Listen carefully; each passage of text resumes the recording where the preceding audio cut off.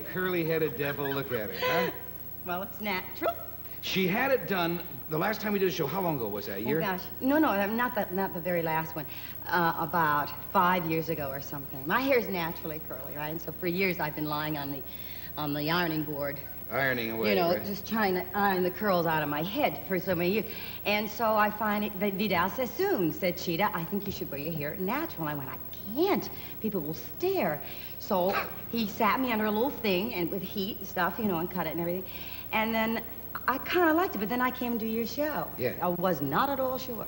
And I stepped out, and you took one look at me and said, Chita, what in the world did you do to your head? Did you stick your hand in a socket? And well, that's all I needed. I went right out and straightened my hair. No, I love it. No, I You look like a Latin Shirley Temple. Thank you. Yep. Thank you. Thank you. It's wonderful to see you. Oh, it's always so nice to see you. Do you know that you were the subject of a long conversation a short time ago here on our show? Mr. Nureyev was on. Oh. So in the middle of the conversation, I said to him, Mr. Nureyev, do you know CHITA RIVERA? Oh, yes, I know Chita. I said, you know that song that she sings that Fred Ebb and John Cantor wrote for her, act called Pain? He said, Pain? And I said, yeah, it's all about dancers when they're smiling and selling and laughing with the audience. The terrible pains that are going on in their bodies, just like a few minutes ago. He said, oh, pain. I said, do you have pains, Mr. Nureyev? He admitted. He said, I have pains all my life, all over my body. You just get used to that pain. Yeah? You just, well, you know. Well, you have perfected your dancing, by the way. There's no pain to that at all. No. You notice I didn't puff at all, and they're all going behind me. I just do it easily. And... Wait till you wake up tomorrow morning with the pain. Oh. Yes, you'll know. Violent pains from sometimes, dancing? sure, sometimes terrible pains. I mean, you get up and you're crooked, you know, and you walk around for a while and get in the shower, and then you feel a little better until you... Gwen Verdon and I always say, as long as we can still pick them up and put them down, we're okay. That's this. Those are the legs. Oh, yeah. We're still alive. I swear, oh, I'm sorry. I swear that one day, I hope and pray to God it never happens, that I'm going to wake up and it's all going to be on the bed. You know what I mean? You won't be there, but so all the... I will be up, but my extensions, my pliés, my everything's going to be still there, and it's going to go no more. I've had enough. No. You're not going to get me up anymore. Oh, never, Chita. You'll dance to the day you go. Oh, yeah, I'll be dancing with the Greeks and dancing with the... I don't know, I'll go someplace and do Is it your whole life? No. Show business is my... No. I love dancing, Merv. Could you ever stop? When I have to, Is it so sure. consuming to you? I Even just with the love pain? Because the obvious question is, if there's pain, why don't you quit? Yeah, but there's different kinds of pain, you know. I mean, you know, when you're stretching that leg, and even though it hurts, it's pretty. You know, you just have such respect for the gift that you're given, and an obligation to continue as long and do the best with it that you can, and with what you get back from these wonderful people, you know. And then to have kids come up and say, I love to dance, please tell me what should I do. It's a wonderful feeling. It's an extension of the How did you feel the night? Thank you for understanding. I just had a terrible thought. Wouldn't it be awful if there was pain to applauding? Well, there was when Jack Cole was is one of our greatest choreographers, and he made Marilyn Monroe dance, and he was Betty Grable, absolutely brilliant. Carol Haney, Gwen Verdon, Matt Maddox, the great dancers of this country. And he used to have a clap, because he did East Indian work also. And there was a certain way you had to clap. And if you didn't clap that way, well, a few kicks right? And a few was thrown around a little bit.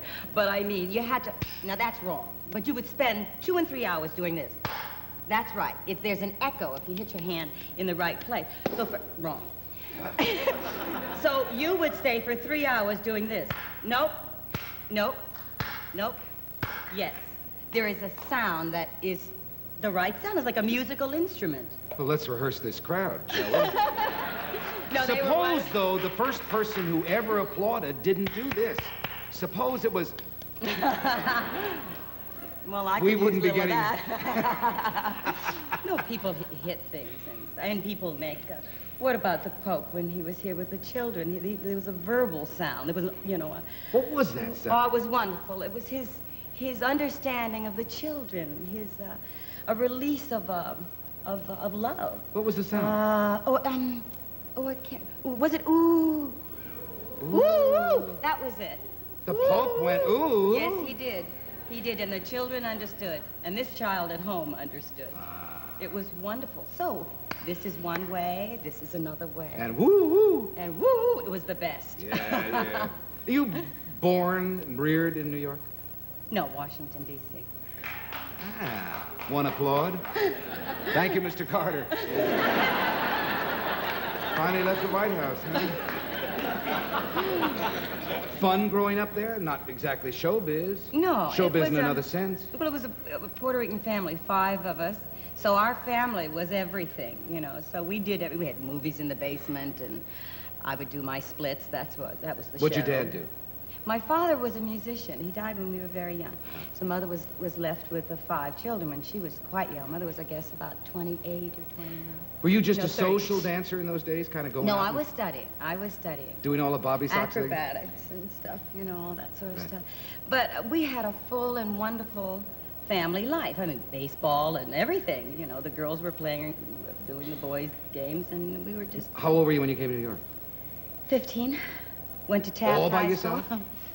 Taft? No, really? I love it. Taft High School. All by yourself, or did the family No, come in? no, Mother put me... It's so funny talking about me. I hate talking about myself. I do. Boring. No, it's not. Mother put me in a school and with a very nice family here. And made me promise I wouldn't dance all over their furniture. It was the only thing I had to do was dance. And then I had won a scholarship to New York City Ballet Company. What was your first role on Broadway? That was the road company, Call Me Madam. On Broadway was the replacement of Anna White and Guys and Dolls. Did you know that you had made it once you got on Broadway? Never. Made what? I mean, you hit Broadway. You're bound to be a star. All I wanted to do was dance. That's all I wanted to do is just dance. And so you don't. I heard Bette Midler say yesterday morning, I'm having a good year. You know, that's what it is. So you're prepared for a bad year and another good year? Sure and another you are. Sure. I want to know about, this is the first time it's ever been done on Broadway. They revived a show and made it a sequel. Bye Bye Birdie 2. Now, if I remember, it was you and Dick Van Dyke. Right, and Kay Medford. And Kay Medford, right. Paul Lynde, right. And... Susan Watson. But now we have Lee Goober's producing it. Michael Stewart, whose Barnum just opened, is writing it. And it takes the story years after. Oh, yes, it's 20 years later. And what happened Rosie to everybody? and Albert 20 years later. Their 2 kids have grown, they're 15 and 16, and it's the problems with their 2 kids rather than the McAfee's children. And where's the rock Conrad Birdie? Well, Conrad Birdie's now about 44, 45. He's fat. And he's now the mayor of a town in Arizona, and he wants to be a respectable person. But what he has not done was he hasn't really gotten rid of that gold suit. It's stuck away somewhere. You see, so Albert is trying to get him back to do one television show, sort of like what Dick Clark did years ago with getting certain people back, and we have to find him. I don't want to do it, but Albert wants to. And it's a lot of trouble, and our children have gotten into... my daughter's in the Hare Krishna, and my son is in a rock band, so, you know, it's... Just a run-of-the-mill family life. Well, right? yes, today. Yeah, today it is. So it's very much like... We look forward to that. I'm going to take a break and come back with one of the most important teams Broadway has ever known, right after this message.